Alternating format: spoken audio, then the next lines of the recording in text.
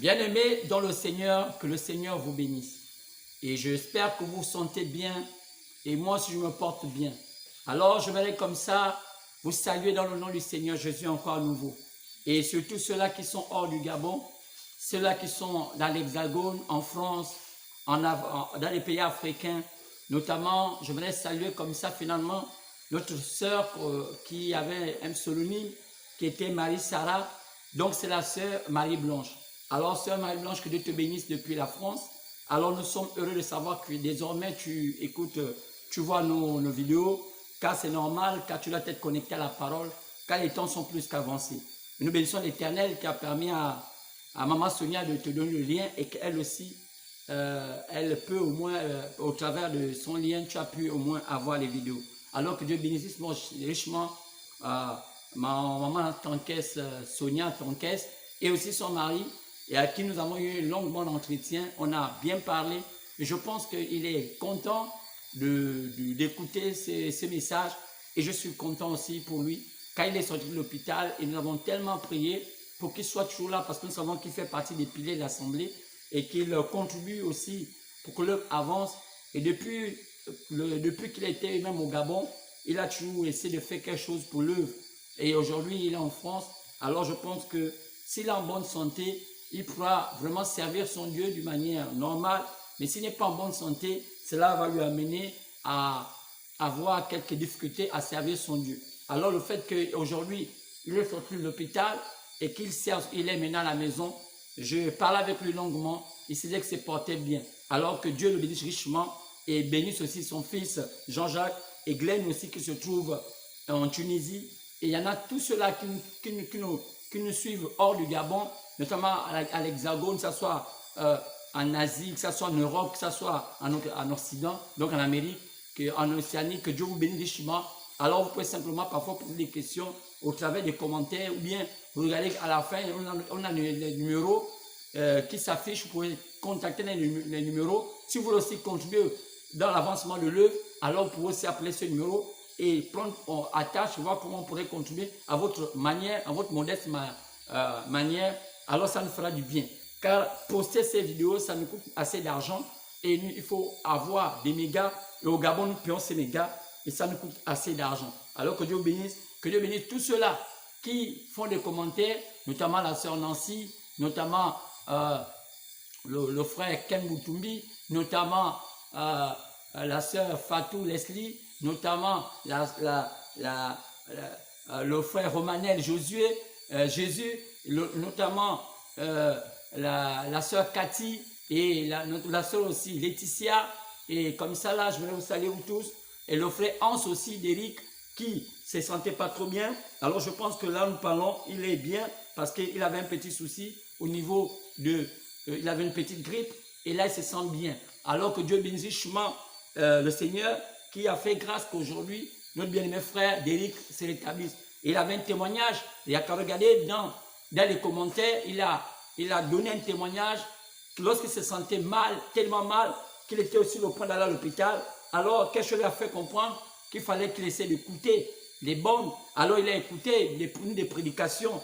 Lorsque je prêchais ici, une des prédications, je crois, des dimanches, je ne sais pas, ou vendredi. Alors, en écoutant cela, alors je peux voir ça dans le commentaire, il a longtemps écouté ça, qu'à un moment, il s'est endormi en se réveillant, alors qu'il se sentait tellement malade qu'il avait dit que demain matin, il faut que j'aille passer, ça faisait un peu longtemps qu'il traînait la maladie. Alors la maladie a totalement disparu et je l'ai appelé et il se sent bien. Il me disait que non, pasteur, je me sens totalement délivré et je suis guéri. Alors, ça ce n'est que le Seigneur qui ne peut faire que tel exploit. Car vous savez, moi je ne suis qu'un homme, mais Dieu, connaissant toutes choses, alors il dit que votre foi vous a guéri, votre foi vous a sauvé. Alors il y a même une personne qui avait seulement touché la robe de Jésus. Alors, vous savez, alors l'histoire nous dit qu'elle fut guérie, alors qu'elle avait fait plus de 32 ans de maladie. Elle avait une perte de sang à flot, mais lorsqu'elle toucha seulement le pan de la robe de Jésus, elle trouva la guérison. Alors frère Hans a compris que comme la famille de ce qu'on entend, de ce qu'on entend la parole de Dieu, et croyant que ce message est vrai et que ce que j'apporte est réel,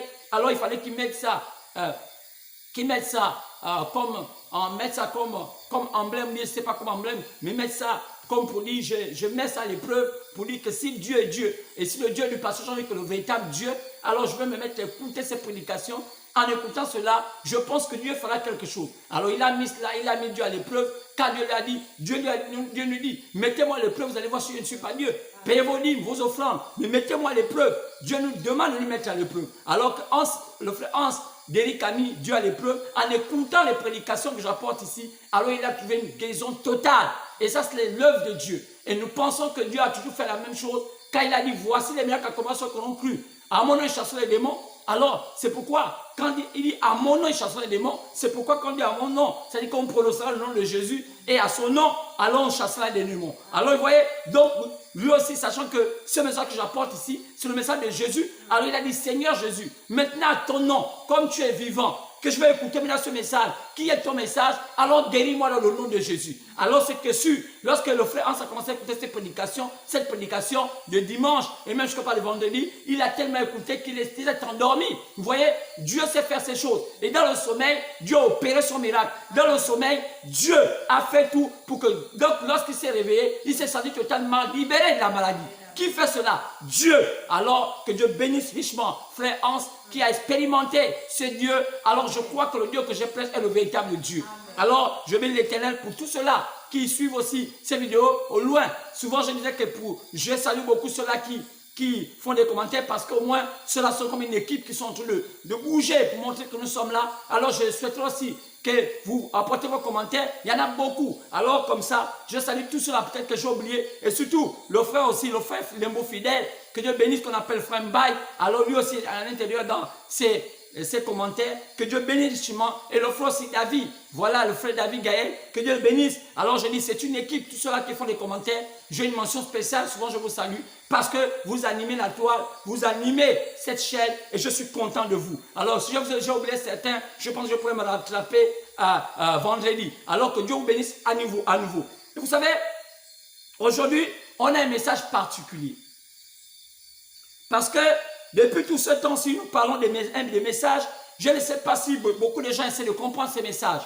Mais c'est des messages qui sont particuliers. Pourquoi? Parce que nous parlons de l'actualité. Parce que nous parlons de choses qui sont en train de s'accomplir maintenant.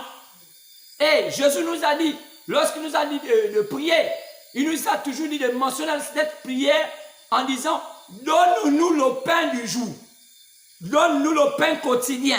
Vous savez que le pain dont Jésus parlait dans la prière, c'est ça dans la prière qu'il nous a dit de nous a recommandé de notre Père, c'était la parole. Quand il a dit, l'homme ne vient pas seulement de pain, donc le pain normal, mais de toute parole qui sort de la bouche de Dieu. Donc, remarquez, donc c'est pourquoi, quand chaque prédicateur monte à la chair, il a le devoir d'apporter au peuple la nourriture du jour. Pas une nourriture qui a dormi, pas une nourriture d'avant, pas une... Non, la nourriture du jour parce que c'est celle qui a assez de vitamines spirituelles pour amener les chrétiens à être en phase avec leur Dieu.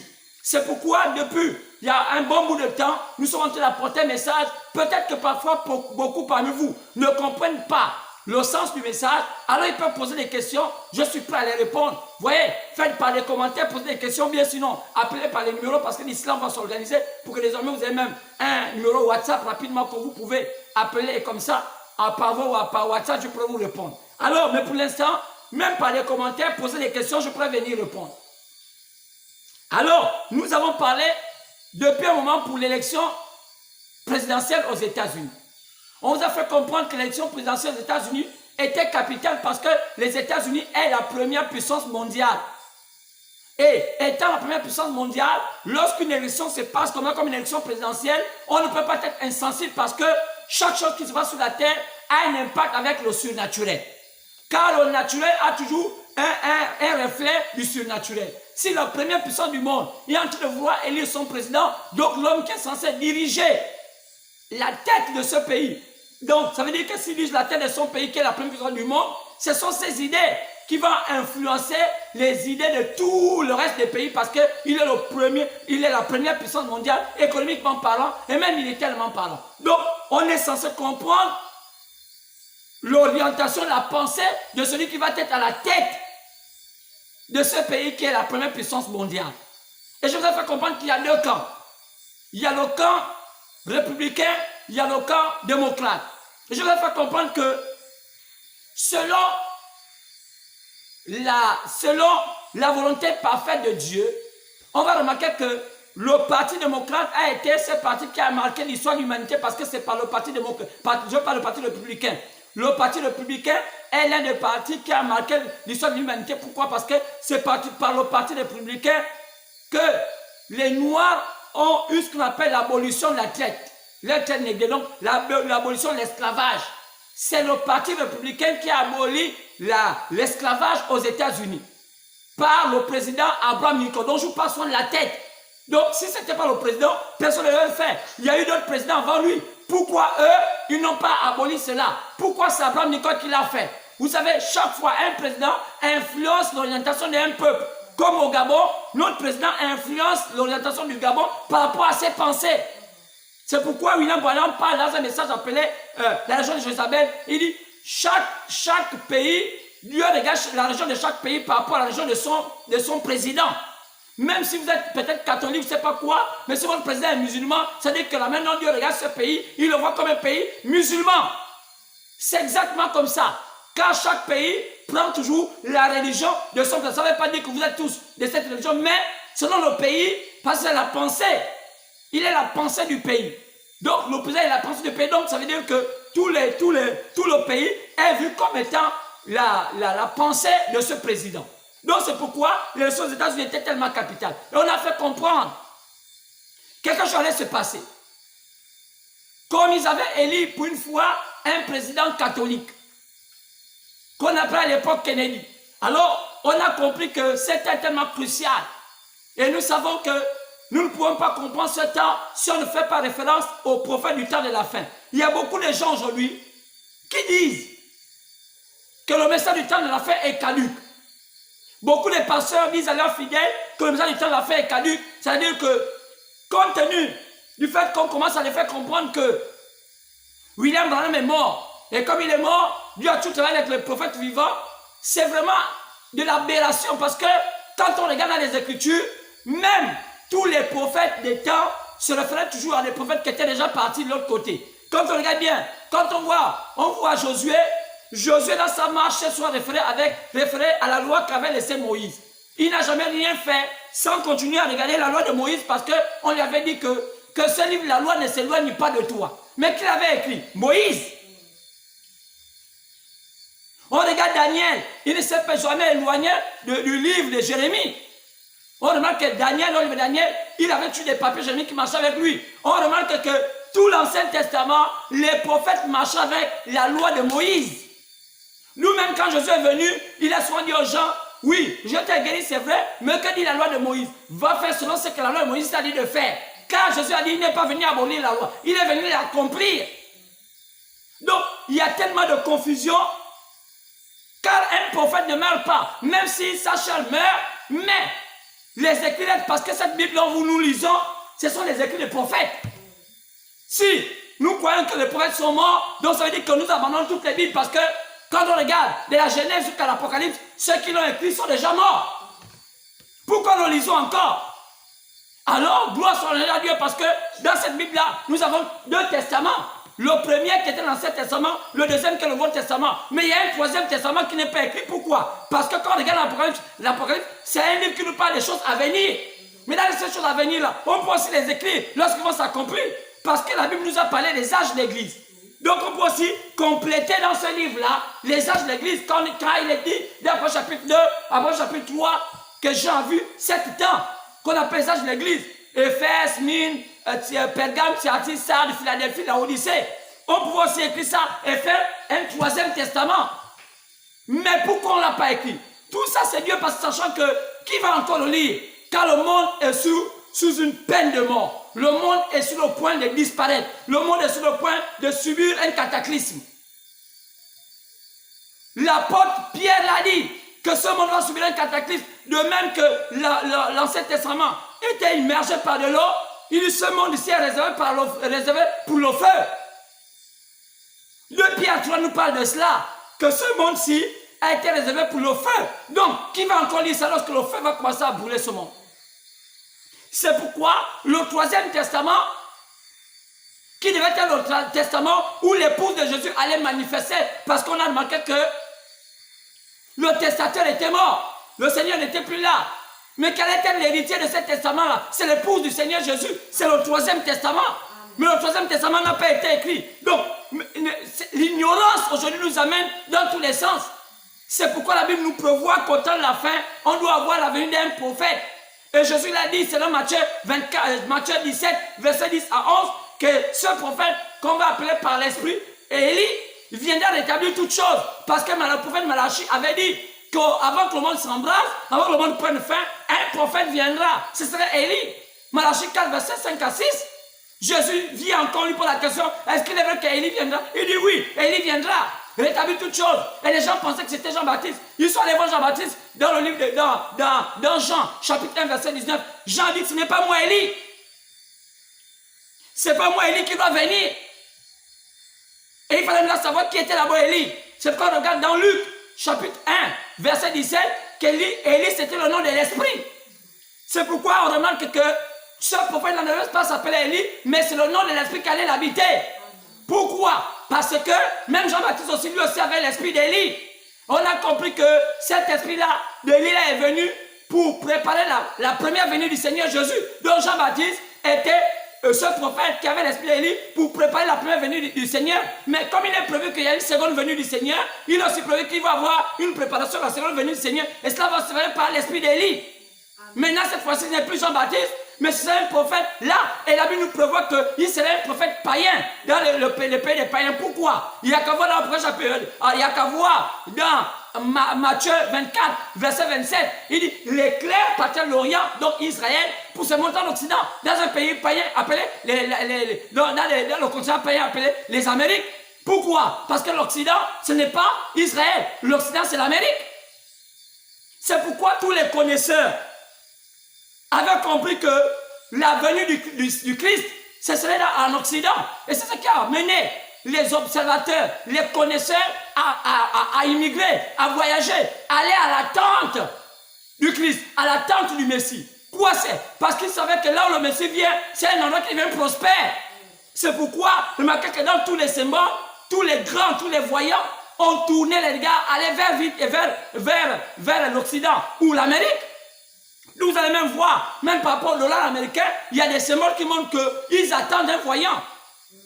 Oui, lorsque vous voyez la pyramide avec l'œil dessus, oui, même si cette pyramide a été, ces symboles-là ont été dessinés par des hommes de lumière, mais c'est ça que ça a été tout comme ça. Qui a dit aux hommes que le Messie était sur la terre? C'était les mages. Qui sont les mages? Ce sont des hommes de lumière de notre temps. Ce n'étaient pas des pasteurs, ce sont des mages qui ont suivi la lumière jusqu'à ce qu'ils ont compris la lumière descendre à Bethléem. Ils connaissaient lire les signes. Alors, ne vous étonnez pas que ce sont les mages modernes qui ont montré les signes qu'une lumière, un voyant naîtrait aux États-Unis d'Amérique. Maintenant, il fallait s'attendre à ce voyant parce qu'il y a des signes qui devaient l'accompagner. Et les gens qui connaissent des spirituels savent qu'un homme est né. Un homme est né le 6 avril 1909. Cet homme s'appelait William Marion Branham. Lorsqu'on essaie d'évaluer la qualité de son ministère par rapport au ministère de tous les pasteurs du monde, personne ne peut nous dire aujourd'hui qu'il y a un pasteur qui a pu égaler la capacité de Dieu à utiliser William Branham. Ça, c'est menteur. Il n'avait qu'à lever un petit doigt. Ça n'a jamais eu lieu. On essaie de regarder tous ces pasteurs.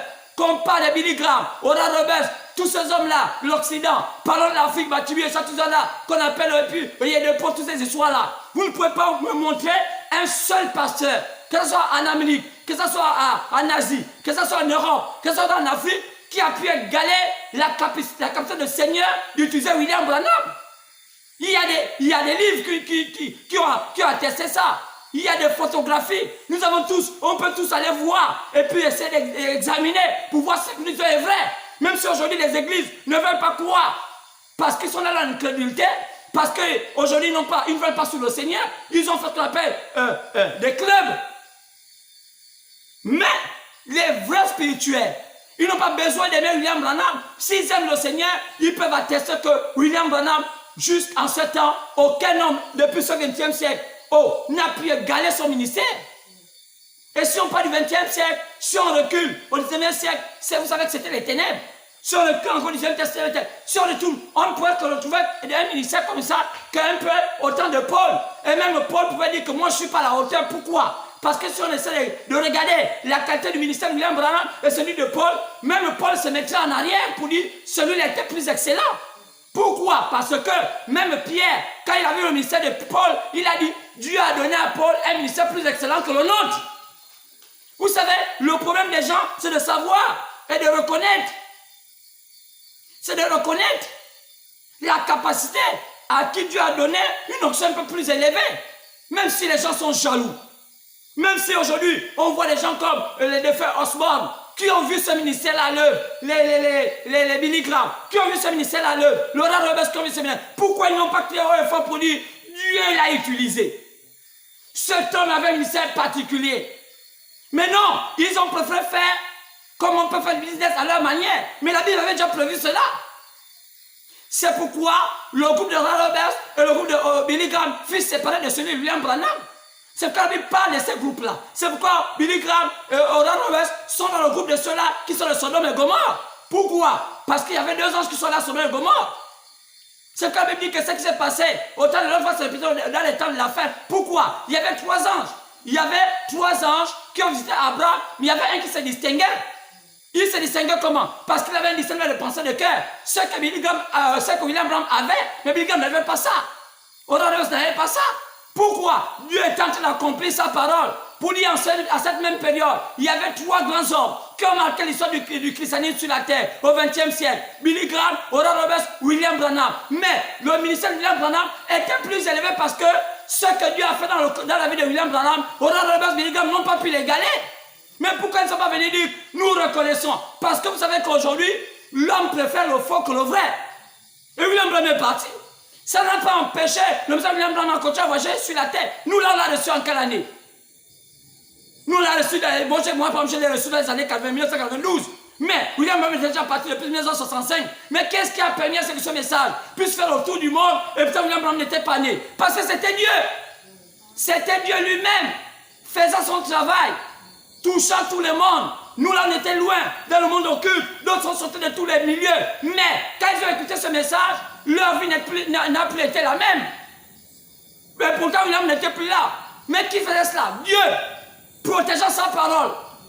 C'est pourquoi c'est honteux que les gens, aujourd'hui, veulent écarter cet héritage que nous avons eu. C'est pourquoi il y a des gens comme le Caco Philippe.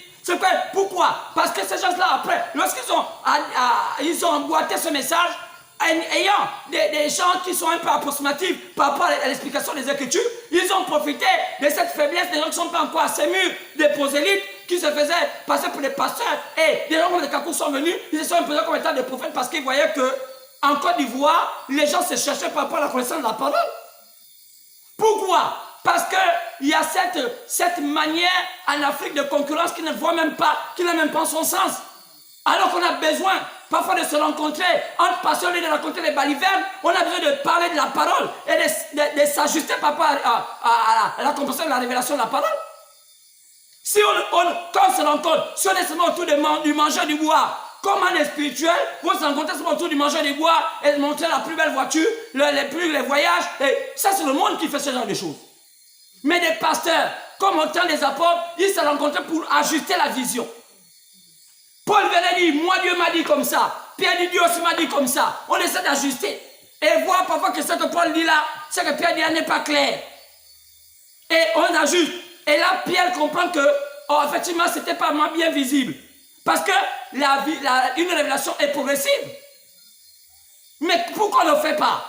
Parce qu'aujourd'hui, William Branham pouvait prêcher un message, une église séduite par le monde.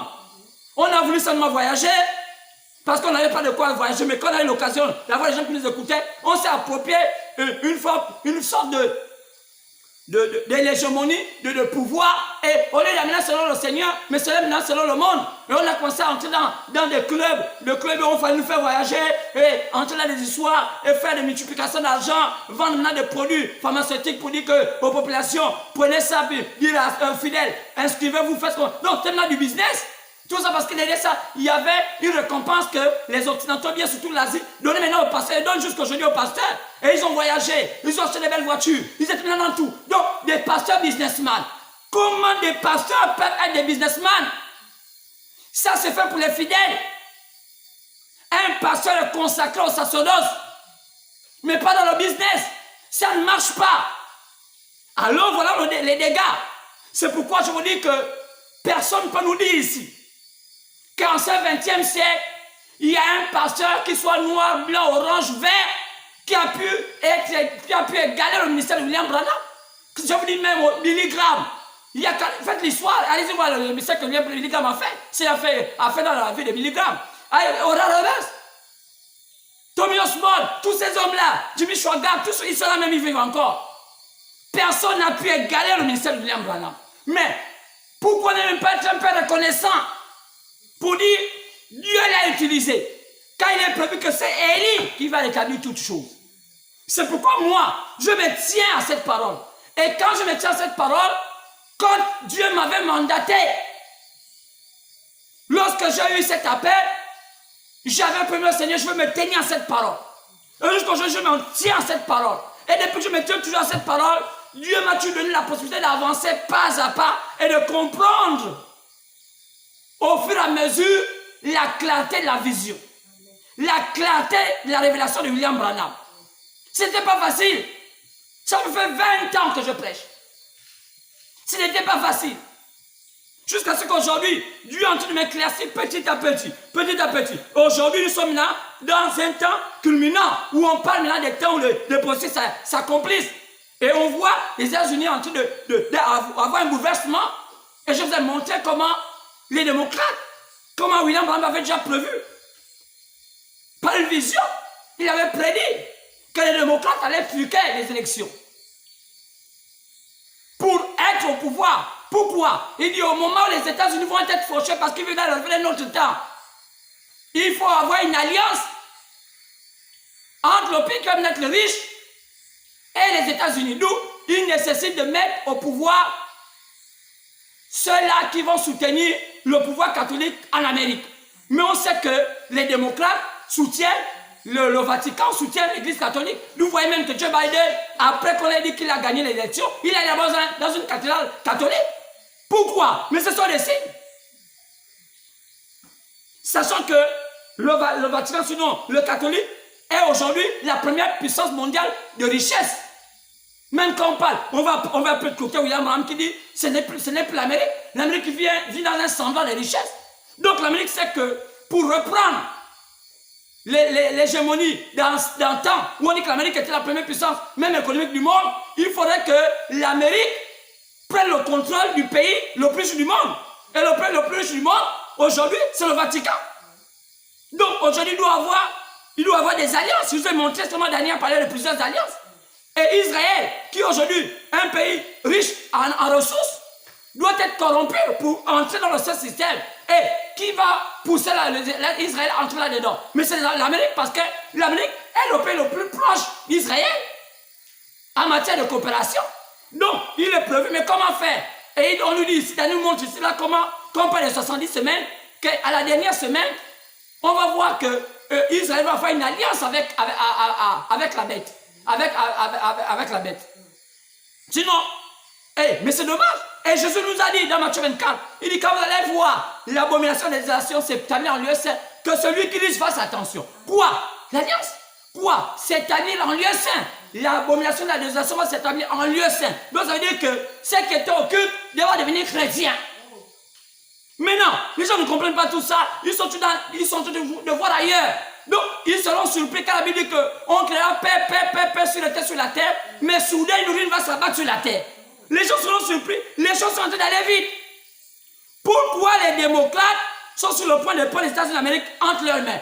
Parce que les démocrates sont dans la prophétie de renflouer les cartes des États-Unis en prenant le contrôle, et d'abord d'Israël, en prenant le contrôle du Vatican. Nous aujourd'hui, même quand les gens savent qu'aujourd'hui au Vatican, même le fameux pape là est en danger parce qu'il sait que les jours sont comptés, il faut un pape qui va bien faire ce travail. Nous aujourd'hui on parle de l'image de la bête, et je vous ai parlé de l'image de la bête. Il y a la bête, il y a l'image de la bête, et je veux dire que l'image de la bête va se faire aux États d'Amérique. Donc c'est les États d'Amérique où l'image de la bête va s'accomplir. Et je vous ai parlé que les USA vont abriter l'image de la bête. Mais c'est quoi l'image de la bête? Mais c'est un système religieux. Alors, aujourd'hui, qu'est-ce qu'on va parler? Parce qu'il y a trop de confusion. On va préciser les choses. On doit les préciser, vous allez comprendre. Parce que j'entends beaucoup de prédicateurs raconter des choses, mais qui veulent aller un peu dans tous les sens. Moi, aujourd'hui, on va souhaiter préciser et montrer des preuves. C'est terminé de raconter n'importe quoi. Quand tu n'as pas été appelé, que tu sais raconter n'importe quoi. C'est le temps de préciser les choses. Alors, nous allons lire la parole. Prenons encore notre livre d'Apocalypse.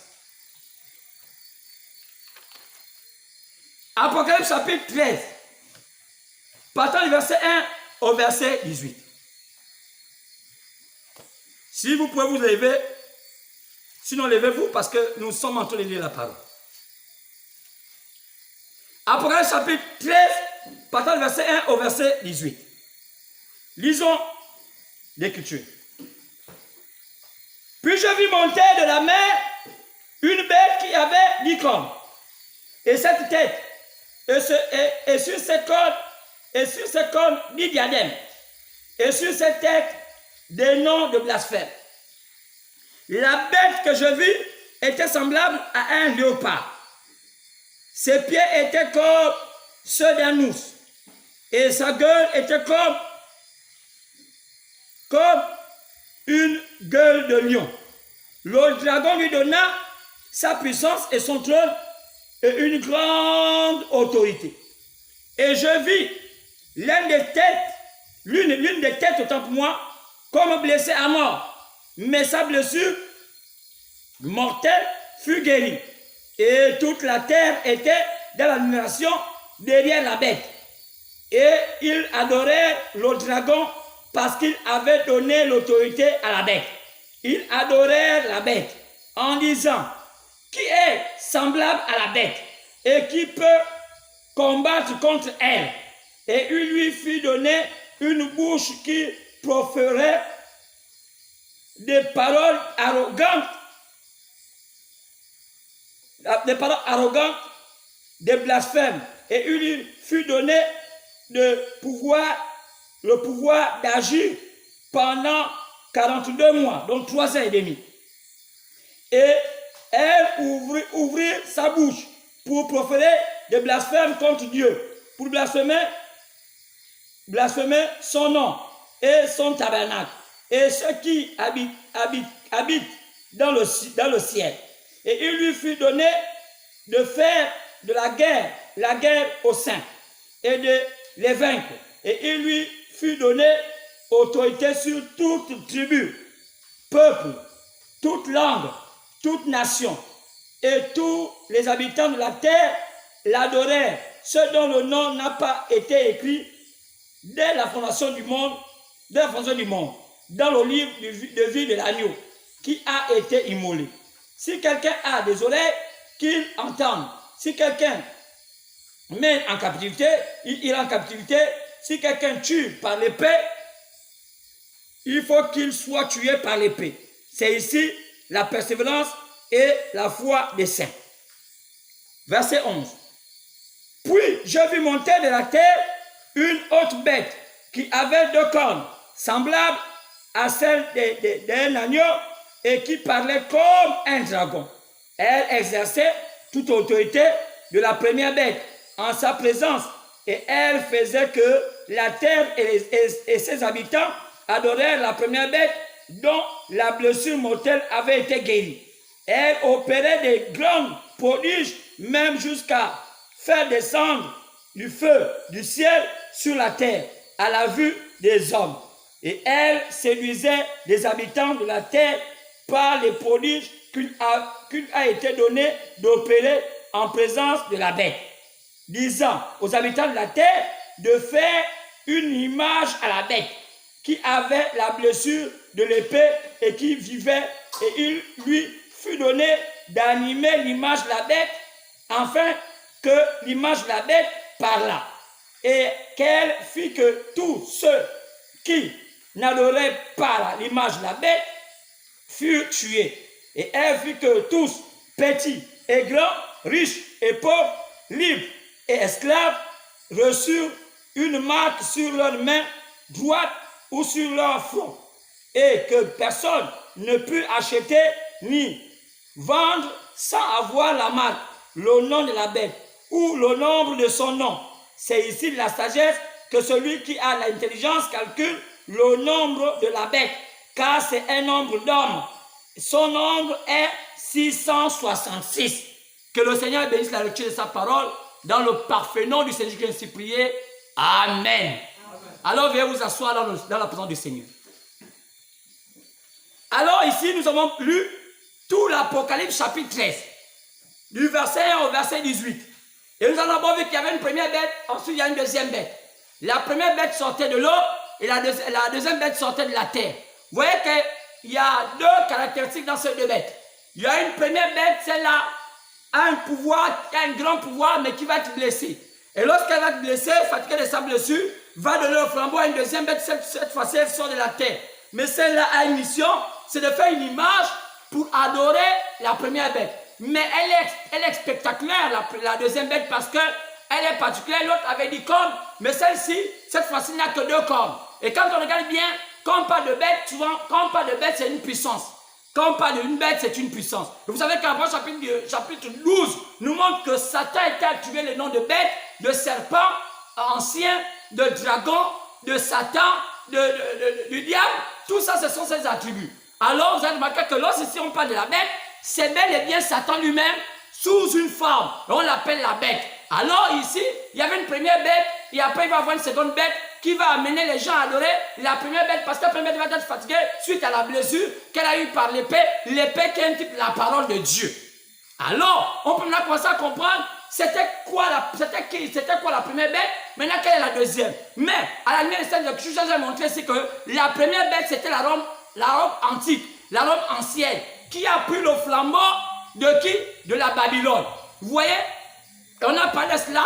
Alors vous allez remarquer que le diable a travaillé d'abord depuis la Babylone. Après vous remarquez que le monde a eu ce qu'on appelle le déluge. Et après ce déluge-là, lorsque les enfants de Noé ont recommencé à repeupler la terre, on va comprendre qu'il va naître un mouvement sur la terre, un mouvement qu'on appelle le mouvement de la Babylone. Et d'où le mot Babylone intervient. Donc on regarde bien, on appelle dans l'Ancien Testament, donc à Genèse, je crois que Genèse 10, on appelle la Babel. Donc même Genèse 11, on peut voir cela, on appelle Babel. Babel là c'est Babylone. Vous voyez, vous allez comprendre qu'on va voir cette histoire d'où ça jonchait les temps jusqu'à ce que c'est devenu un empire. Et de l'empire, l'empire qui est mort un peu plus tard a donné maintenant le pouvoir à d'autres empires qu'on va appeler d'autres noms, d'où le pouvoir pour Mèdes et les Perses, même l'Égypte et même pour le pouvoir grec.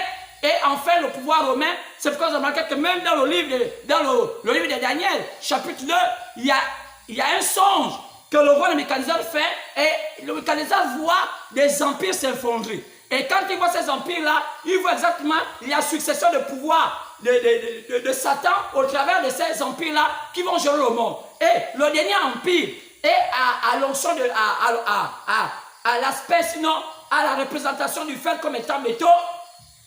Métal autant pour moi. Et vous allez voir que le premier empire c'était l'or, et le deuxième c'était l'argent, le troisième c'était les reins, et le quatrième c'était le fer. Vous remarquez que le quatrième c'est l'empire romain. Mais l'empire romain va prendre le pouvoir de la Babylone, qui avait laissé son pouvoir aux Mèdes et les Perses, mais les Perses qui ont laissé le pouvoir à la Grèce, et la Grèce a laissé ça à Rome. Donc, en réalité, la première bête qu'on voit ici, là dans le chapitre 13, c'est Rome qui avait hérité du pouvoir de la Babylone. Alors, quand on voit cet homme-là, en héritant du pouvoir de la Babylone, ils ont hérité du pouvoir de l'occultisme qui se faisait en Babylone. Donc, d'abord, je veux dire en Babylone, mais qui a donné à la Grèce aussi. Donc, ça se fait en Grèce. Vous allez voir que quand on lit même nos livres de l'histoire, toute la civilisation du monde a bâti tout ce qu'on voit aujourd'hui comme savoir de la Grèce. Mais la Grèce a pris ça d'où? De la Babylone. Parce que même quand on voit l'Égypte aussi a pris son savoir de la Babylone. Donc la Babylone était la mère des civilisations. La mère le départ de là où est parti toutes les sortes de croyances. Et quand on va dans la Bible, on dit qu'il fallait que Dieu puisse confondre les langues pour qu'on puisse s'éparpiller. Moi, on s'éparpiller comment? Avec la même idéologie qu'on avait pris en Égypte, plutôt en Babylone. Nous allons voir que ce soit au Gabon, au Bénin, en France, en Italie, partout dans le monde, la conception de la croyance vient de la Babylone. Il n'y a qu'à discuter avec un Babylonien, il n'y a qu'à discuter plutôt avec un Romain, je ne sais pas encore, un Italien, un Gabonais, un Béninois ou un Nigérien qui parle l'occultisme. Vous allez voir qu'il y a connivence quelque part. Certes, on va parler peut-être différentes langues, mais dans le point central, ce sera la même chose. Pourquoi? Parce que nous venons tous de la Babylone. Et on a tous pris le savoir de la Babylone. Même les sciences qu'on fait aujourd'hui viennent de la Babylone. Même si les autres ont hérité de ça, que ce soit l'Égypte, que ce soit la Grèce, mais ça vient de la Babylone. C'est ce dont les Romains, qu'on appelle aujourd'hui les Italiens, ont hérité. D'où le monde entier était canalisé sur la main dont les Romains faisaient. Parce que nous tous, on avait déjà une idée de ce que les Romains faisaient. Et c'est là où la Bible parle de la première bête. Et on dit qu'elle sort de l'eau. Donc l'eau s'unit des peuples. Donc elle gérait toute la terre. Le pouvoir occulte de Rome. Mais, qu'est-ce qui va se passer? Il va avoir un coup. Parce que ce pouvoir-là va se briser un moment. Il va perdre de l'ampleur. Nous, on voit que la Rome païenne va perdre son ampleur. Nous, on va maintenant voir l'explosion du christianisme. Et l'histoire nous dit qu'elle a été blessée par l'épée, la parole de l'épée. Car le Messie était sur la terre. La présence du Messie avait affaibli le pouvoir romain parce que Rome ne pouvait plus comprendre qu'elle qui avait comme le monopole de la puissance occulte, la puissance spirituelle, mais la présence du Messie, lorsqu'on a vu la présence du Messie, ça les a amenés à reculer pour comprendre que le Messie est un peu plus élevé de ce qu'ils comprenaient. Alors, c'est ce qui a amené que ce pouvoir qui s'affaiblissait va changer de camp, va quitter maintenant du camp occulte pour embrasser le christianisme, d'où on va voir plus tard, vers le 3e siècle, la naissance d'une église appelée l'église catholique, l'église universelle, par un concile à Nicée, donc en France. Mais ce concile a fait naître un pouvoir d'État, un pouvoir donc le christianisme mélangé à l'État. Mais c'était quoi? Ce n'était pas le christianisme de nos pères les apôtres. Non, c'était le christianisme de Rome qui était mélangé du paganisme, de tout ce qui était de Babylone, avec un christianisme moribond qu'aujourd'hui les hommes adorent. Alors quand on regarde bien, tout ça, les gens ne veulent pas restituer l'histoire parce que l'être humain aujourd'hui parfois ne veut plus aller loin. Alors qu'il y a des réalités, on a des récits, on a des écrits. Il faut que les gens sachent que on ne peut pas connaître là où on va si on ne connaît pas notre histoire. Parce que le christianisme a une histoire. Car le christianisme n'a pas commencé depuis le 3e siècle. Le christianisme a commencé bien avant le 3e siècle parce qu'on avait nos pères les apôtres. Et nos apôtres, les apôtres n'étaient pas des Romains. C'était des gens qui étaient avec le Christ. Mais le Christ n'a jamais demandé de faire une église romaine. Alors, remarquons, là on voit clairement, même si aujourd'hui, les choses sont aujourd'hui devenues ce qu'elles sont, mais les pasteurs sont le devoir de restituer l'histoire, car Dieu va les demander des comptes. C'est le but des pasteurs, c'est de révéler les mémoires, comme au temps d'Agé. Il fallait réveiller l'esprit de tout le peuple, tout ce monde-là. Réveiller, il a dit, le chemin n'était pas bon. Alors, on a compris que Rome, qui avait embrassé le christianisme, a fait une grande région qu'on appelait l'Église universelle, donc on appelle aujourd'hui catholique. Alors, Dieu n'était plus là-dedans, Dieu n'était pas dedans, mais il y avait quand même un petit groupe qui continuait à suivre la vérité. Même si en ce temps, il fut matraqué, tué, assassiné. Pendant plus de 1000 ans ou 1500 ans, le monde a vécu un temps sombre. Il était interdit d'avoir la Sainte Bible entre ses mains. Nous, on a vu, après plus tard, la Bible être imprimée à diverses manières et être même interprétée à diverses manières et même traduite par plusieurs personnes. Nous, on a aujourd'hui plusieurs Bibles. Nous, parfois, vous allez voir parfois des contradictions. Mais ce n'est pas ce qui nous importe le plus. Ce qui nous importe le plus, c'est qu'on doit connaître exactement quelle était l'histoire de la véritable Église. Alors, c'est quand Dieu a prévu que, comme il y aurait un temps de ténèbres, un prophète devait être en ce temps-là pour éclairer l'Église. C'est pourquoi nous avons la grâce qu'au temps de la fin, il y a un prophète qui vient et nous sommes pratiquement au temps de la fin. Et le prophète était là. Il fallait qu'il nous éclaire. Et on l'a écouté pendant des années. Il en a prêché. Cet homme, quand je dis toujours, William Branham, était ce prophète. Car le monde païen n'a jamais eu de prophète, à part un seul prophète. Même quand les gens aujourd'hui cherchent à cogner, c'est prophète est tel pour dire, moi je suis prophète est tel. Bon, l'Europe n'a jamais eu de prophète. Demandez, dites-moi, un seul Européen qui était prophète. Jamais. On peut voir, oui, je ne parle pas de prédicateur parce qu'on parle de prophète, comme Agabus c'est un prédicateur. Car un prédicateur c'est un prophète. Mais un prophète majeur, l'Europe n'a jamais eu de prophète majeur. Montrez-moi dans la Bible un prophète majeur européen. Ça n'a jamais existé. Donc, si l'Europe n'a pas eu de prophète, ce n'est pas l'Afrique qui va avoir des prophètes. L'histoire des prophètes vient d'Israël. C'est d'Israël qui a tué des prophètes. Car le salut vient des Juifs. Le salut vient d'Israël. Ça ne vient pas du monde païen, ni le monde, je ne sais pas, occidental. Non. Donc, la Bible dit que le seul prophète qui va naître parmi les païens va être en Occident. Quoi? Il y a qu'à lire Matthieu 24, verset 27. Le Fils de l'homme ne viendra où? En Occident. Oui, donc le Fils de l'homme ne peut pas venir en Occident sans être présenté par un prophète. Parce que lorsqu'il est venu pour la première fois, Jean-Baptiste qui a dit, voici l'agneau de Dieu qui ôte le péché du monde. C'était un prophète. Donc il était prévu que le même esprit d'Élie qui était Jean-Baptiste, qui avait présenté la première venue de Jésus, il y va avoir un prophète de la fin qui a aussi présenté à nouveau la seconde venue de Jésus. Donc, tous les penseurs, tous les connaisseurs de la Bible avaient déjà une idée de comment les choses allaient se passer. Mais sorti du cadre, ça veut dire qu'on ne connaît pas la parole. Ce n'est pas le fait de réciter plusieurs versets bibliques. Ce n'est pas le fait d'avoir la connaissance de tous les versets bibliques, la Genèse, l'Apocalypse, non. Mais c'est de connaître le plan. Jean-Baptiste n'avait pas beaucoup de versets bibliques. Il ne citait pas tous les prophètes de l'Ancien Testament, mais il connaissait le plan. Amen. Le problème, c'est ça le problème. C'est pas le problème de connaître. Parce qu'aujourd'hui, maintenant, les gens pensent qu'un grand pasteur s'identifie par prophète qui cite tous les versets bibliques, il peut les citer par cœur. Non. Un intellectuel bien éduqué peut le faire. Mais connaître le plan, c'est différent. Car Dieu ne donne pas son plan à tout le monde. Dieu donne son plan à ceux à qui Dieu a mandaté. Pour ses élus, tout le monde ne pourrait pas partir. Car la Bible dit qu'il y aurait beaucoup d'appelés, mais peu d'élus. Les élus sont un petit groupe. Et la chose est là. Donc c'est pourquoi maintenant, nous arrivons maintenant à cette première bête qui était Rome, qui a perdu sa valeur, mais qui devait reprendre. Maintenant cette fois-ci, pas par l'occultisme, mais par la religion. Et on a vu que ce Rome-là a grandi. C'est la Rome papale, avec un pape au-dessus, qui a une écriture à son fauteuil, Vicarium Filii Dei, qui veut dire quoi? Remplaçant du Fils de Dieu. Alors, si déjà, celui qui est séduit, remplaçant du Fils de Dieu, vous voyez, si il s'est dit, lui, le pape, remplaçant du Fils de Dieu, ça veut dire qu'il remplace Jésus-Christ. Il est donc, on peut dire que c'est lui le Messie. Maintenant, est-ce qu'il est prévu dans la Sainte Bible que un pape va remplacer le Messie? Non.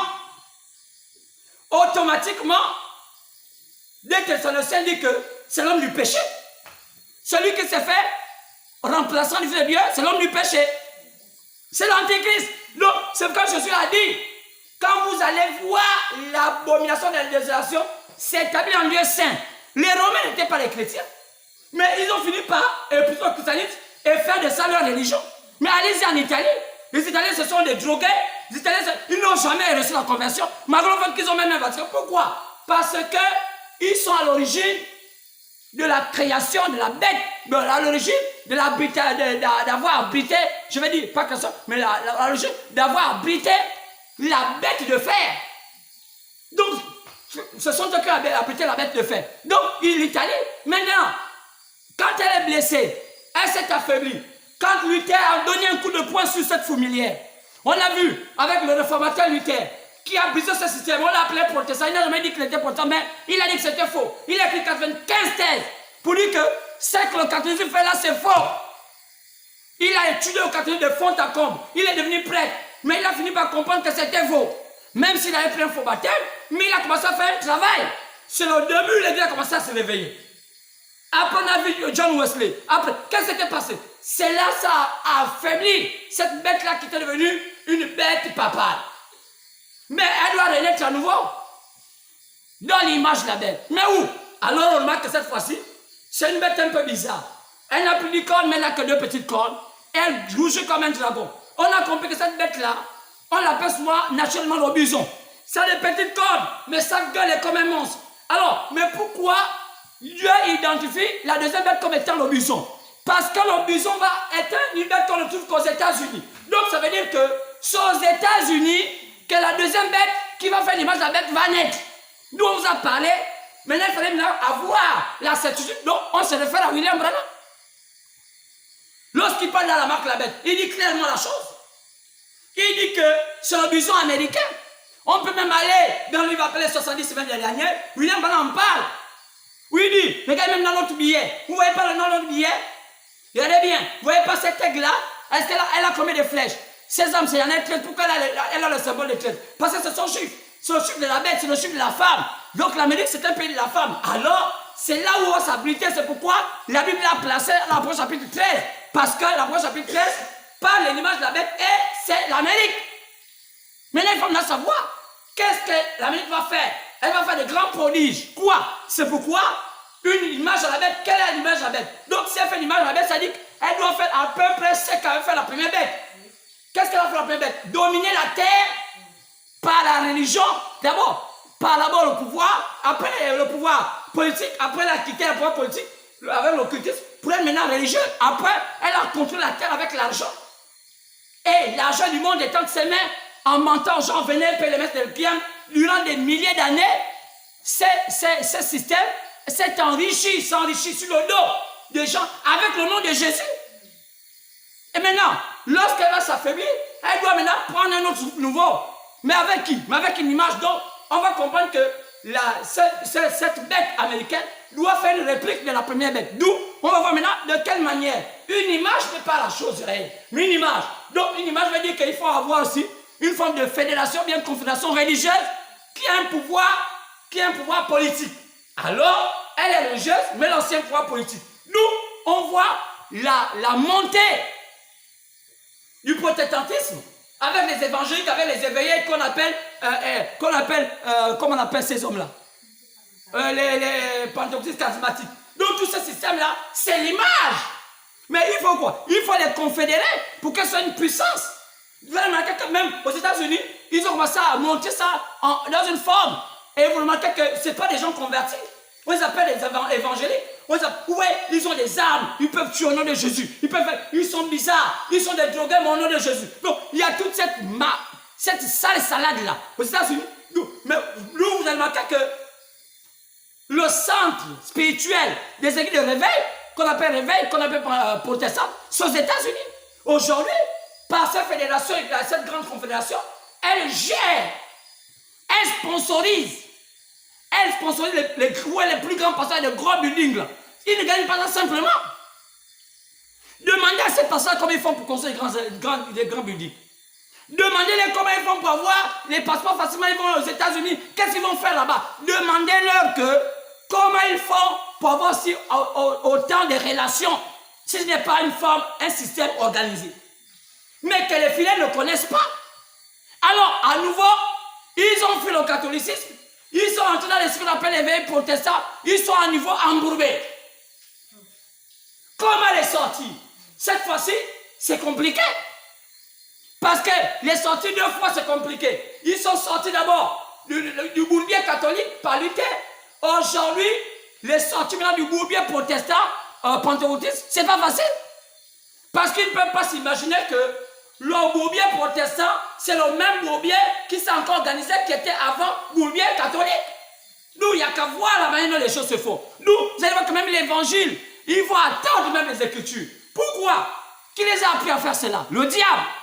Nous, lorsqu'on parle à l'un des fidèles, que ça c'est pas juste, ils vont dire que non, ça c'est faux, c'est vous qui êtes faux. Pourquoi? Parce que plus de combien d'années les hommes ont repris à avaler n'importe quel mensonge. Nous, les gens ont parfois fui leur tradition, les gens fuient leur vie de précarité, les gens ont fui leur qui-vivent pour s'embarquer dans le christianisme, d'où ils ont fait le catholicisme, un qu'on appelle christianisme évolué et éveillé, ou bien pentecôtiste, ou bien protestant, en pensant qu'ils sont au moins sauvés, alors que c'est un deuxième bourbier sur lequel Satan les a plantés. Maintenant, comment il est sorti là? Mais il n'y a qu'à aller par l'évangile. Parce que c'est par l'évangile que Luther avait sorti les gens du bourbier catholique. Maintenant, aujourd'hui, il n'y a que par l'évangile. Mais quel évangile? Alors, Dieu a prévu un message qui est approprié pour sortir des gens du bourbier protestant, catholique, évangile, toutes ces histoires-là. D'où la Bible nous parle du livre de Daniel 12, 4. Le livre est quand on est dans dehors. Maintenant, les gens ne connaissant pas cela, Jésus lui-même est venu à donner ce livre-là au point de la fin. C'est dans l'Apôtre chapitre 10, verset 7. Il dit, mais qu'à la voix du septième ange, quand se mettra à sonner la trompette, sachant que c'était sur le 20e siècle, et que William Branham, elle, c'est cet ange qui veut dire messager. Donc, en d'autres termes, le message qui sera apporté par William Branham, c'est le message qui amène les élus à sortir du bourbier protestant. Et donc, aujourd'hui, ce n'est pas facile à comprendre ça. Parce qu'ils ont tellement de choses, il a dit, ils vont même faire tomber le ciel, le feu même du ciel. Quoi? Le bling-bling. Quoi? Les choses apparaissent, les choses apparaissent, les églises climatisées, les belles voitures, faire des séminaires, faire des universités, soi-disant chrétiens, on fait ceci. Donc, vous voyez la République catholique, mais cette fois-ci dans une autre forme. Alors, qu'est-ce qui se passe? C'est là où je vais en venir. Il y a quelque chose, un petit détail, qui nous perturbe un peu. C'est pourquoi aujourd'hui, je voulais apporter un message appelé le mercredi 11 novembre 2020, la bête et ses différentes Babylones. La bête et ses différentes Babylones, mais laquelle des Babylones donnera son pouvoir aux USA pour faire son image? La bête et ses différentes Babylones, mais laquelle des Babylones donnera son pouvoir aux États-Unis d'Amérique pour faire une image, pour faire son image? C'est une question. Il y a plusieurs Babylones.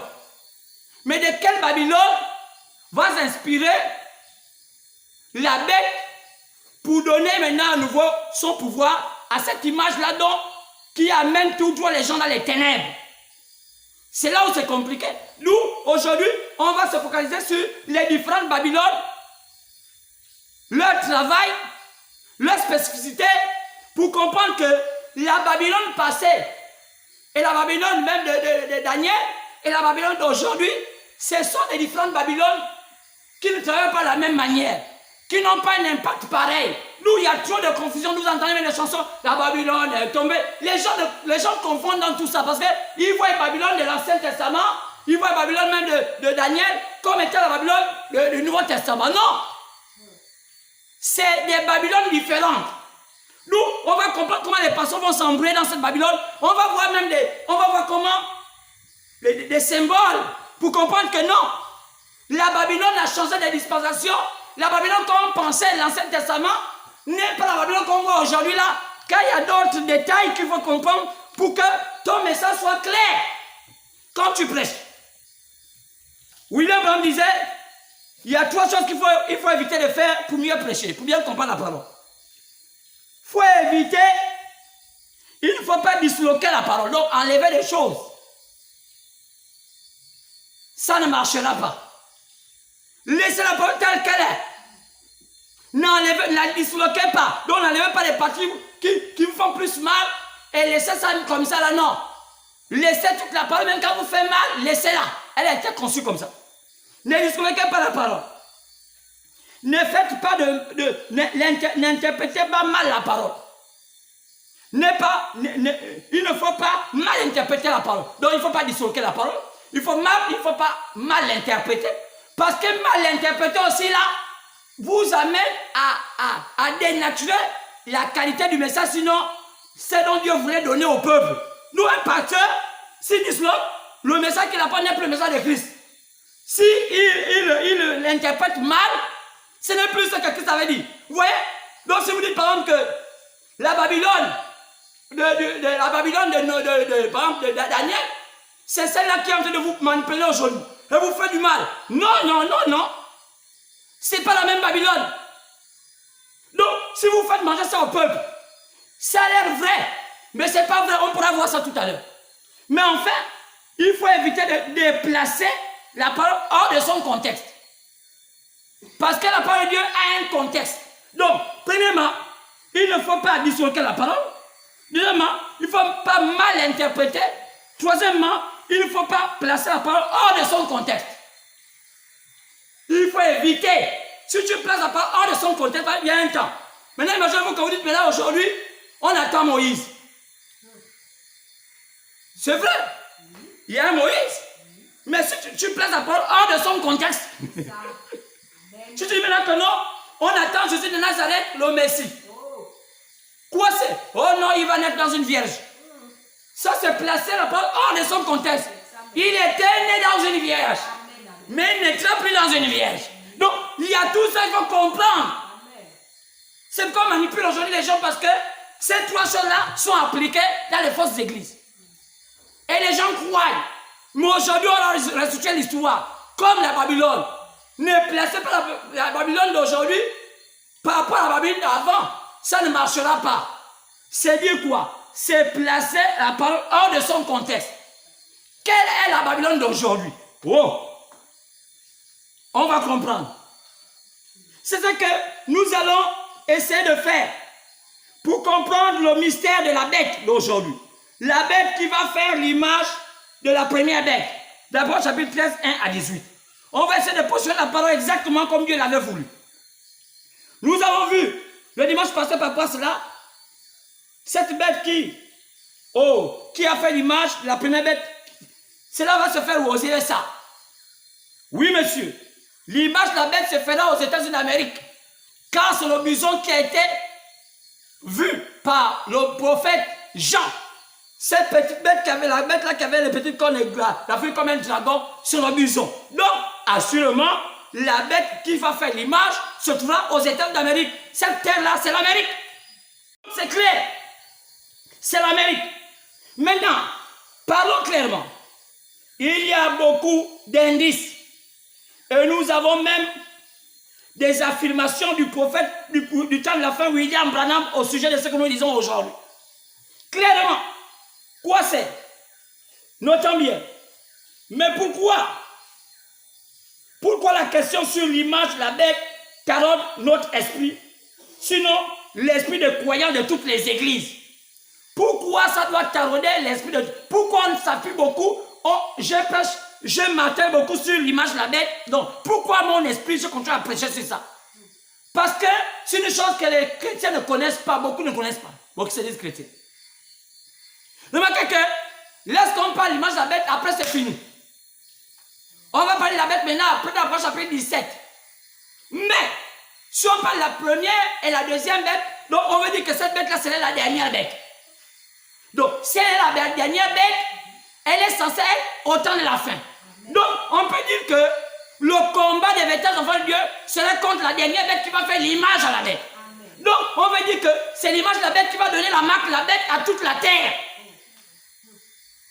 Donc, quand on parle de la marque de la bête, il dit riche, pauvre, esclave. Donc, toute la terre, que vous soyez chrétien ou pas chrétien, croyant ou pas croyant, toute la terre est censée prendre l'image de la bête. Donc, c'est elle qui va marquer la bête à toute la terre.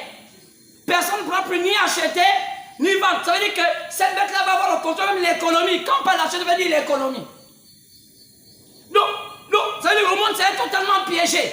Donc, quand vous ne voulez pas comprendre, je suis dessus de vous voir, vous vous appelez chrétien, vous n'avez pas le souci de votre âme. Vous avez le souci du manger et du boire. Mais quand moi je me mets à transférer ici, je ne cherche pas à me faire un nom. Non, loin de moi, c'était que ça, je n'allais pas être prédicateur. Mais Dieu m'a donné le souci dans mon cœur de prêcher ce qu'elle avait été. Donc, je vais transpirer ici, ça ne me gêne pas de continuer à dire ce que Dieu m'a dit de vous dire. Vous êtes libre, maintenant vous n'avez pas encore croyez pas. Moi, je ne fais que dire, mais un jour au jugement, Dieu vous dira qu'il vous avait dit la vérité. Peut-être que je n'ai pas la plus grande église du monde. Ça me suffit, mais je fais l'essentiel, Seigneur. Donc, pourquoi ça nous taronne? Parce que cette image-là, parce que c'est l'un des signes qui marque la fin de la dispensation des nations, sinon les païens. Dès que cette image-là est là, c'est la fin des temps des païens. Les païens subissent l'horreur. Quoi? La persécution. C'est pourquoi il est dit que c'est parce qu'on appelle ça la tribulation. On peut voir ça dans l'Apocalypse chapitre 7, verset 9 à 15, même à 14. Regardez bien. Donc vous allez comprendre qu'on parle là de qui? De la tribulation. Quelle tribulation? La tribulation chez les païens. Quoi c'est? On doit... Est-ce que ce serait contre les païens? Non. Contre les gens incroyants? Non. C'est comme ceux qui se disent croire au nom de Jésus parce qu'ils vont vouloir se rebeller par rapport à ce qui va se faire, mais ils seront matraqués et assassinés. La Bible a prévu. C'est pourquoi c'est ça qui nous terrore le plus pour dire fuyez du danger. C'est-à-dire, c'est cela. Entrer. Ils vont pouvoir faire entrer les gens dans une grande confédération d'églises. Quoi? Cette image a le devoir de faire entrer tous les croyants des églises du monde dans une grande image. Cette grande image, c'est une confédération, dit le William Branham. Dans le message appelé la marque de la bête. Clairement, il dit que c'est une grande confédération. Même dans le message appelé les sages de l'église, il en a parlé dedans. Il serait une grande confédération qui va avoir des petites fédérations dans chaque pays. Dans chaque pays, il y a des petites fédérations et une grande fédération dans chaque pays, et chaque grande fédération dans chaque pays vont fédérer dans la plus grande fédération mondiale. Oh!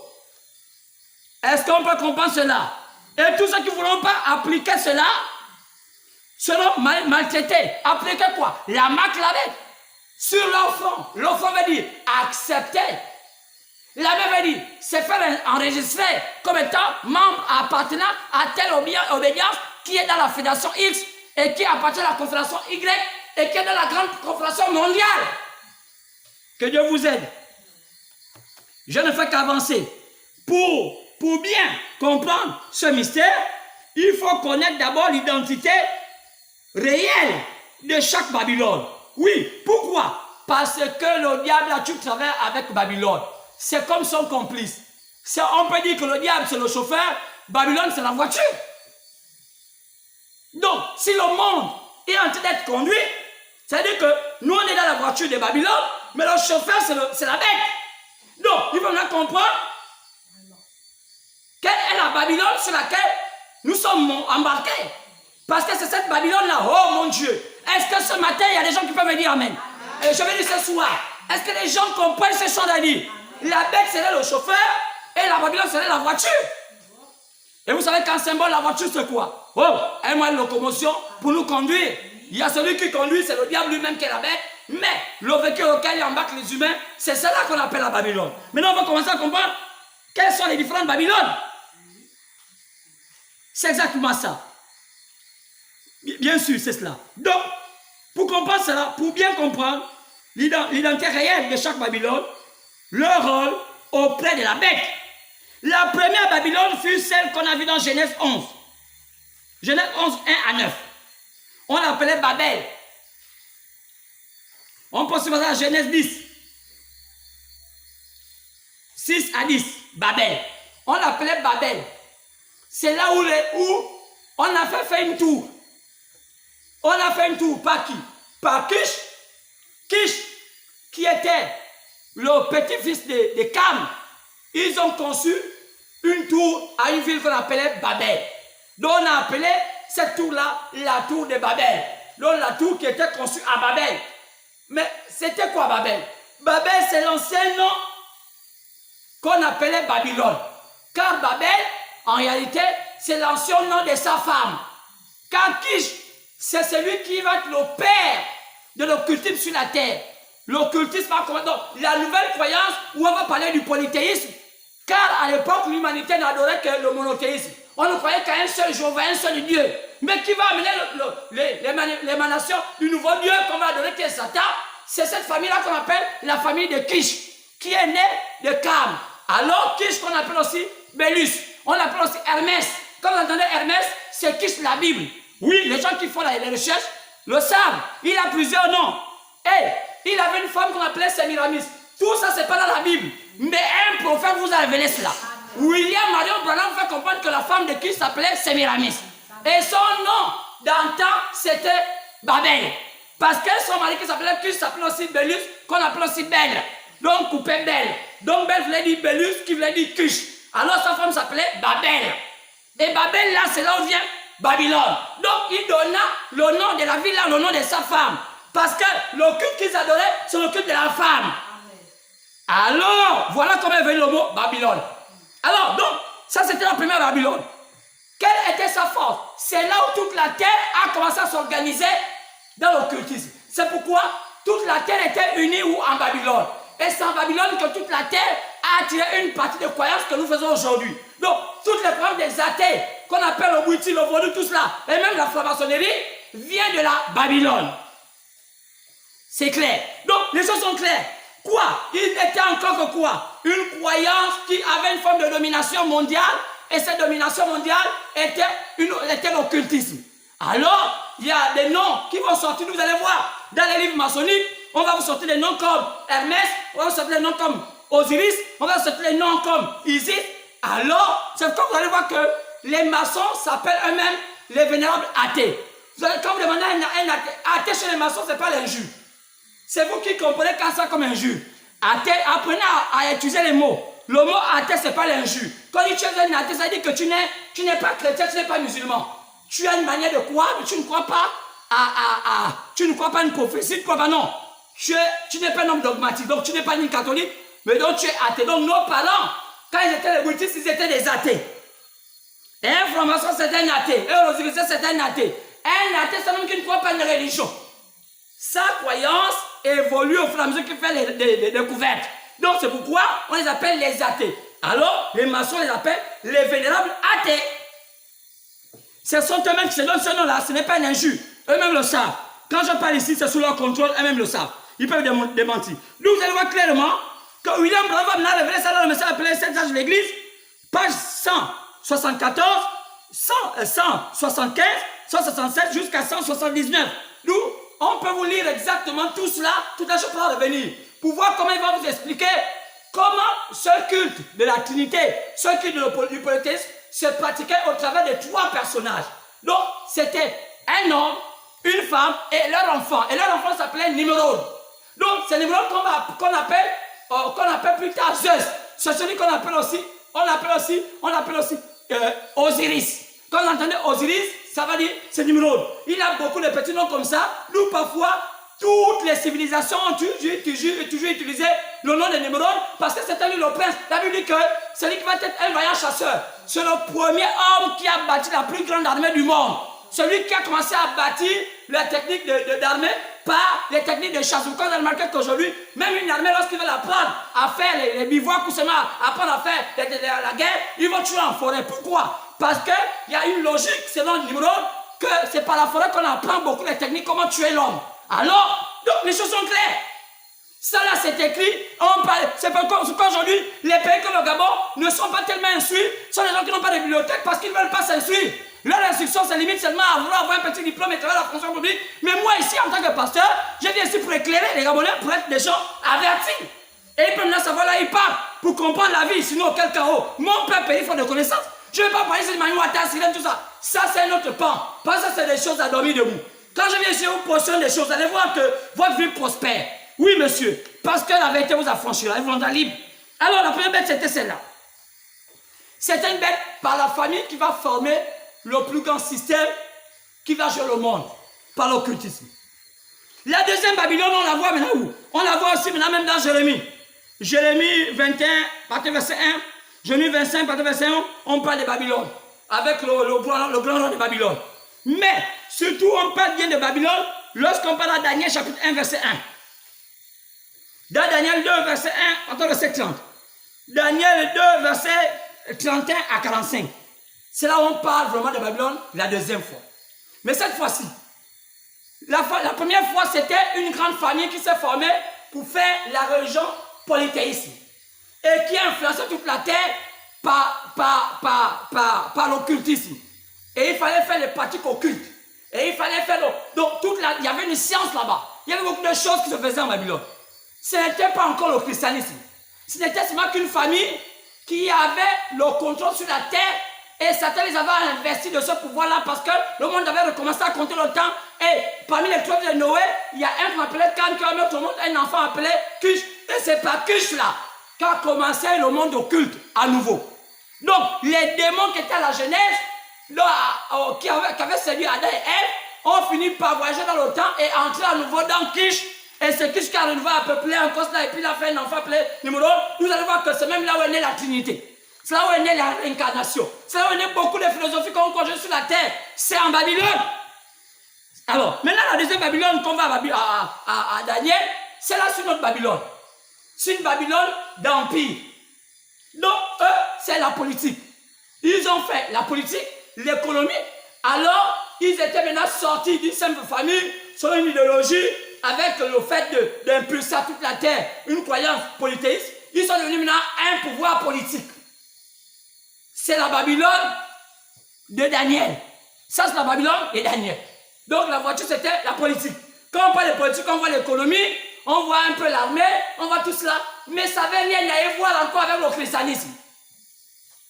Donc, vous allez voir que quand les gens apparaissent souvent le temps de Daniel en notre temps, c'est parce que le temps de Daniel, c'était comme un temps païen parce que Dieu avait fait montrer à Daniel les royaumes païens. Mais, ce n'est pas le même contexte.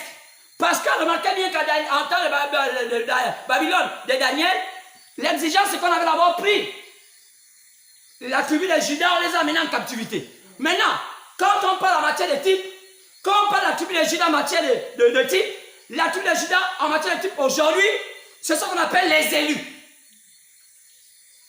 Donc, en réalité, ce n'est pas toutes les églises qui sont un type de Juda. Le type de Juda aujourd'hui, en notre temps, ce sont les élus qui sont mis à part. Parce que ce sont là qui sont de la race de Jésus. Donc, c'est différent. Mais à l'époque, quand au temps de Daniel, on avait pris ceux-là en captivité. On n'a pas pris tout Israël. On n'a pas pris seule la tribu de Juda. Donc, pourquoi? Pour les tester. Parce que c'était un type de Dieu qui avait permis ça. Parce que Nebuchadnezzar savait que au travers de la tribu du roi David, qui appartenait au Christ, alors cette tribu-là avait une force en eux. Et Dieu avait un regard, quand Dieu avait dit à Daniel, à plus tard David, tu es l'homme au cœur de Dieu. Alors, tout pouvoir voulait s'approprier les enfants qui appartenaient aux descendants de David. C'est pourquoi Nebuchadnezzar, par intuition, parce qu'il croyait au système babylonien, c'est-à-dire que occultisme, donc il croyait aux superstitions, donc en prenant les tribus de David, les mettant avec lui dans son camp, ça fera de lui le roi le plus puissant de la terre. Voilà, donc c'est un peu différent. Ça devient un peu différent. Nous, on les avait imposé de manger les mets de la table qui sortait du roi. Pas parce qu'on voulait les faire au culte. Parce que par rapport à ces mets-là, les Nebuchadnezzar pensaient qu'en les nourrissant comme ça, ils vont être des bons babyloniens, ils vont être ils vont bien manger, être aussi solides et apprendre les règles, la science de Babylone, et ils vont être des gens qui vont apporter un plus par rapport au Dieu qu'ils adorent, par rapport à la descendance de David qu'ils étaient. Donc, c'était un peu dans une forme de superstition. Et regardez bien, on les a forcés, mais après Daniel a dit non, on ne peut pas manger ça et être toujours plus fort même que vous. On les a laissés 10 jours. Donc, quand on regarde là, ce n'est pas un type d'aujourd'hui que le monde entier est sur le corona qu'on dit que non, maintenant c'est ce qui se passe. Non, on n'a pas pris seule la tribu de Juda. Et on ne les a pas imposés parce que même Daniel n'a pas pu manger. On a dit bon, on va voir. Si pendant les 10 jours là tu es en forme, on va te laisser. Mais si tu n'es pas en forme, on t'oblige de manger parce que nous on va vous prendre pour un but précis. C'est un type du pouvoir politique qui s'approprie des hommes intelligents, qui sont des élus pour pouvoir faire booster le pouvoir actuel parce que le pouvoir actuel est chaotique. Pourquoi ils cherchent des marabouts? Pourquoi ils cherchent des francs-maçons? Pourquoi les marabouts et tous les hommes, des vendeurs de bonnes aventures? Parce qu'ils veulent affermir leur pouvoir. Donc, on peut dire que autant Daniel, c'est un pouvoir politique, un Babylone politique. Donc, par rapport à notre contexte, c'est ce qui va se passer au temps de la fin. Quoi? C'est ce qui va se passer par rapport à Joseph. Joseph aussi va avoir une force, aussi va être aussi en Égypte. Quoi? Parce que c'est Jésus-Christ en Égypte. Donc, les élus au temps de la fin sont censés être ceux-là qui vont avoir de l'espoir parce que on va les prendre, c'est par rapport à ces élus-là que beaucoup de nations vont prospérer. Mais comment les remarquer? Il faut qu'on les remarque comme on avait remarqué Joseph. C'est exactement le type aussi de David, plutôt de Daniel. Nous, on a remarqué Daniel, on les a pris par rapport aux qualités, ils étaient beaux. Ils étaient beaux de figure, beaux de corps, pas d'infirmité. Pourquoi? Donc, ce n'était pas une histoire de les faire adorer le Dieu de Nebuchadnezzar. C'est en fait de prendre ce qui était en eux et pour contribuer au royaume. Nous, après 2 jours, ils étaient toujours en forme, on les a dit continuer à manger. Et ils étaient même en forme, même par rapport à ceux qui mangeaient les mains sur le roi. Nous, on les a laissés. Donc, le contexte là est différent. Nous, plus tard, une autre chose qui va se passer, on va maintenant faire une statue. C'est là où la chose est gaspillée. Donc, ce pouvoir babylonien va quitter de l'occultisme, avoir mélanger même la croyance dedans. Ils ont d'abord imposé les mains. Pourquoi ils n'avaient pas mangé ça? Parce qu'en Israël, il était interdit de manger à l'époque là, des mains, là, ça des mains impures. Et c'était encore sous la loi parce que là, il fallait respecter ce qu'avait dit Moïse. Clair. Donc, si Moïse n'avait pas dit ça, ils allaient manger aussi. Donc, il fallait respecter la parole de Moïse à leur temps. Donc, c'est pourquoi jusqu'à là, même quand Moïse pendant mort depuis des milliers d'années, il continue à respecter ce que Moïse avait dit. Ne mangez pas des bêtes impures. Enfin, donc, tout ça, c'est écouter la parole du temps. Alors, dans quelques plus tard, ils vont faire une statuette. Ils vont dire que celui qui n'adore pas cette statuette-là, on le tue. Remarquez bien, quand on part à Shadrach, à Abednego, regardez bien ces trois juifs. Pourquoi on n'a pas mis aussi Daniel dedans? Parce que dans la première épreuve, Daniel avait gagné. Daniel était celui qui avait convaincu au roi que sans vos mains, on va avoir les capacités des hommes les plus élevés. On les établit comme étant parmi les plus grands en ce temps-là. Donc maintenant, au moment de la persécution pour l'adoration, on n'a pas mis Daniel là pour que lui aussi passe dans la fournaise ardente. Pourquoi? Parce qu'en réalité, la statuette qui était érigée pour qu'on puisse adorer, c'était la statuette de Daniel. William m'a dit que c'était la statuette de Daniel. Oui, je vais lire ça tout à l'heure. Dans le message appelé le début et la fin de la dispensation, le début et la fin de la dispensation des gentils, page 1955. Il dit, c'était la statuette de Daniel. Donc, on ne peut pas dire que Daniel était devenu Dieu. Quand ils ont Dieu d'adorer sa propre statuette, non. Donc, il fallait maintenant que Shadrach, Abednego adore la statuette de Daniel qui était leur propre frère. Parce que la Babylone avait fait de Daniel Dieu. Qu'est-ce qui va se passer? C'est qu'en adorant la statuette de Jésus, on devient antichrist. C'est ce que font les catholiques. Donc, les gens ne comprennent pas qu'il y a un mystère. Le fait de prendre la fontaine d'un Jésus, tu le mets à la maison, tu es dans une forme d'adoration du diable. Donc, vous voyez, regardez bien la scène. On ne va pas prendre la fontaine d'une autre personne, on va prendre la fontaine de Jésus, on va faire une forme de fontaine de Jésus, plusieurs photos, on dit, même les Jésus enfants, on dit, collez dans les maisons. Et les gens sont parfois dit, non, Seigneur Jésus, agis, même pas une sorte de foi. C'est ça l'occultisme. C'est l'histoire de Daniel qui se répète. Quoi? L'adoration du véritable vrai homme, mais pas dans la chose réelle. Et c'est que donc jusqu'à aujourd'hui, on ne s'est pas encore imposé ça. Mais en réalité, c'est déjà presque imposé parce qu'aujourd'hui, il y a un christianisme qui se fait. Avec la foi de Jésus, pensant que c'est Jésus, alors que c'est le diable. Donc, même aujourd'hui, si on prend la photo de William Branham, on met ça là, on dit, regardez, à un moment, ça devient antichrist. Ne prenez pas la photo de William Branham, vous collez à la maison pour dire que faisons ça. Oh non, quand j'ai été la photo là, j'ai eu la guérison. Tu commences à adorer le diable.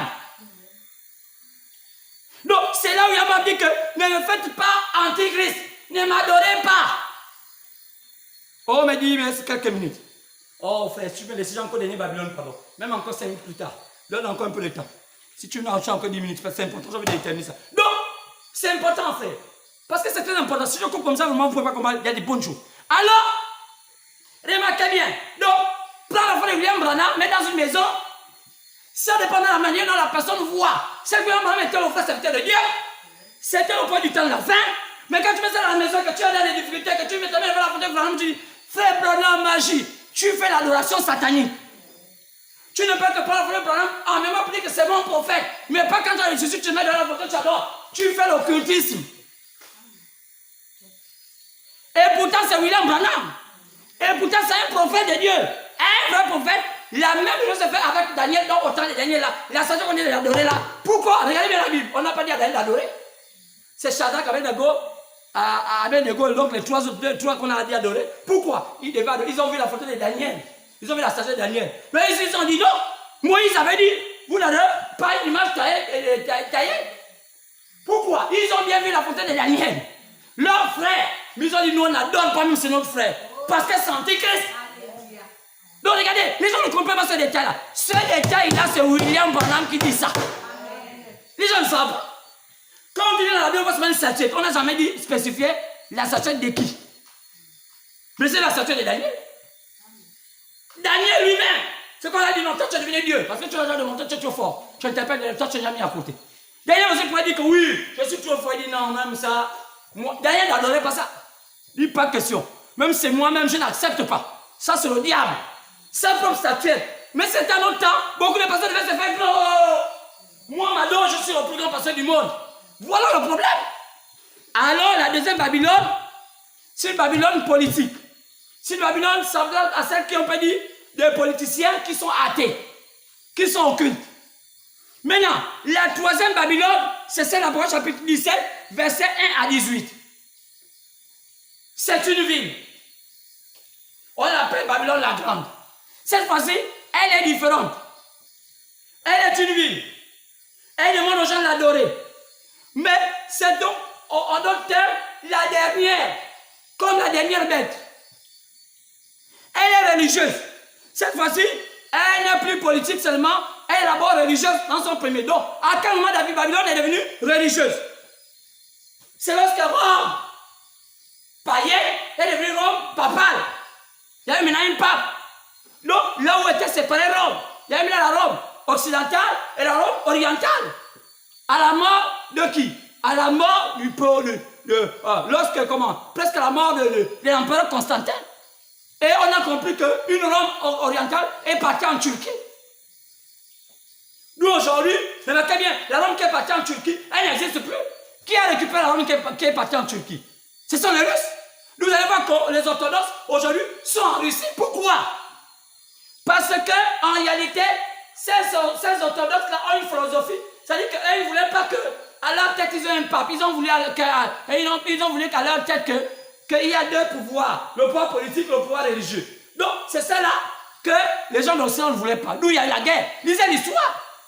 Et c'est par cette voie-là que les orthodoxes vont prendre, que les athées vont suivre.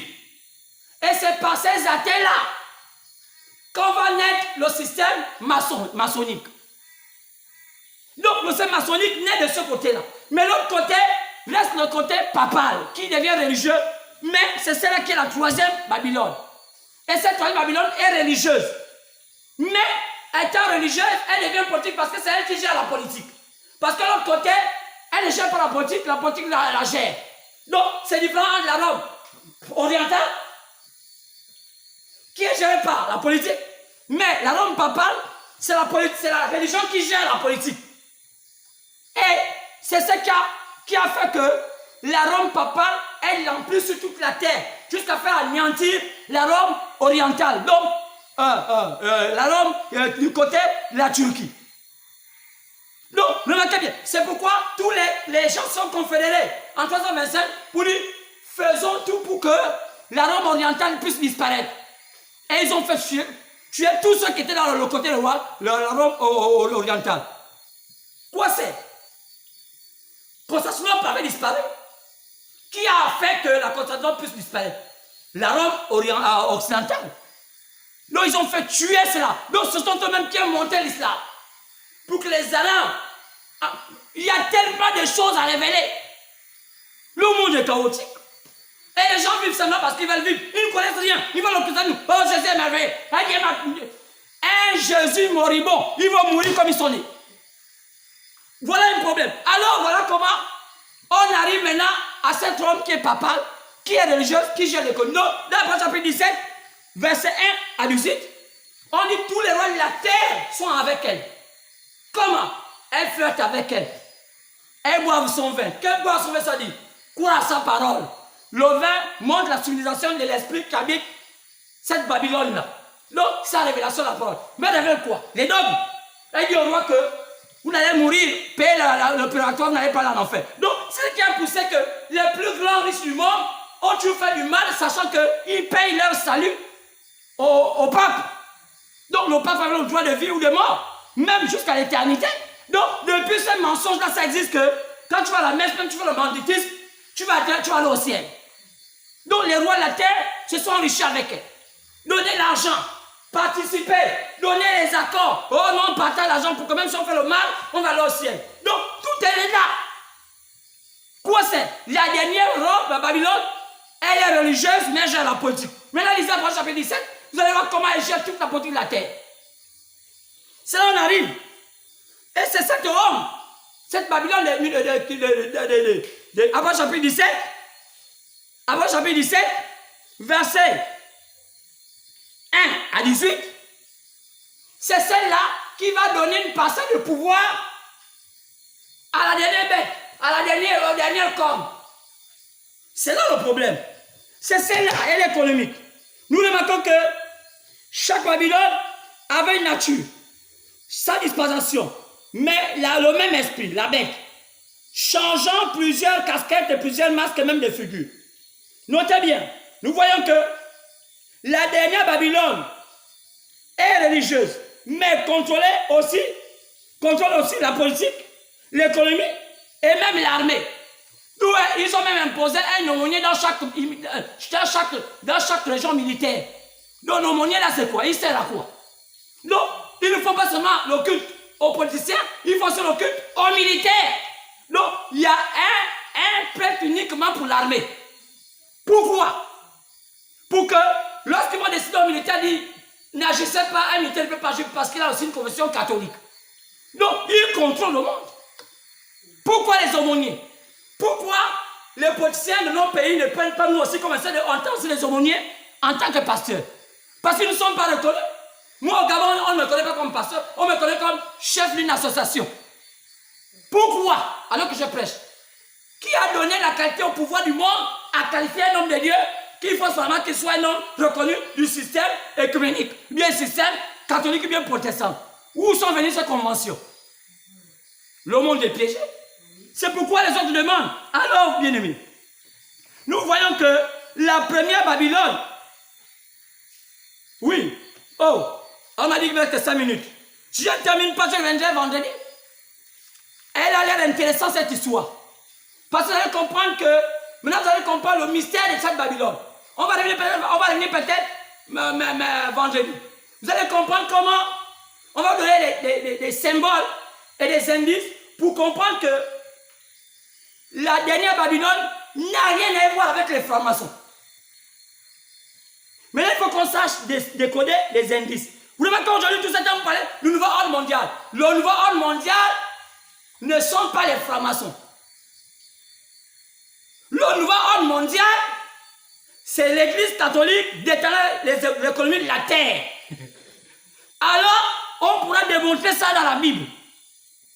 La Bible nous dit que personne ne peut acheter ni vendre. Lisez, vous allez voir quand on ouvre la 4e bête, on va vous démontrer tout ça. Comment on dit?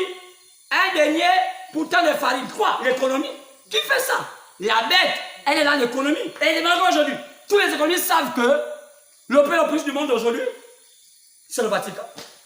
Elle peut prêter toute la terre. Elle a tellement investi. Pourquoi? Parce que même l'Amérique n'a pas l'argent. William m'a dit qu'elle est fauchée. Bien fauchée. Révélation 7 sauts. Page 500, je crois 509 ou 510. La Bible n'a pas l'argent. Mais où est-ce qu'elle va prendre l'argent? C'est ce qu'elle est en train de faire aujourd'hui. Alors on va revenir vendredi. On va terminer la suite. La suite est intéressante. On va comprendre comment le diable a détourné les gens de la vérité objective. Elle a fait quoi? Une fausse voyance. Alors ce n'est pas ça. Qui est cette Babylone? Qui est la Babylone qui va terroriser le monde? Ce ne sont pas les francs-maçons cette fois-ci. La Babylone de Nebuchadnezzar n'est pas la Babylone avant chapitre 17. Alors la Babylone de Nebuchadnezzar, c'est celle qui se fait passer pour les athées. On va lire la Bible, vous allez voir.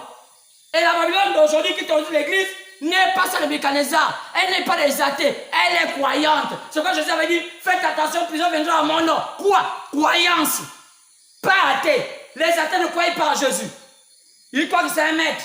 Mais ils ne croient pas qu'il est divin. Mais qui croit en Jésus? Le Seigneur catholique. Mais est-ce qu'ils font? Ils mettent en pratique? Non. Qui c'est? Faites attention, ils viendront à mon nom. Les faux prophètes. Qui? Il se fait prophète. Un vicaire. Alors revenons vendredi. Dormez bien.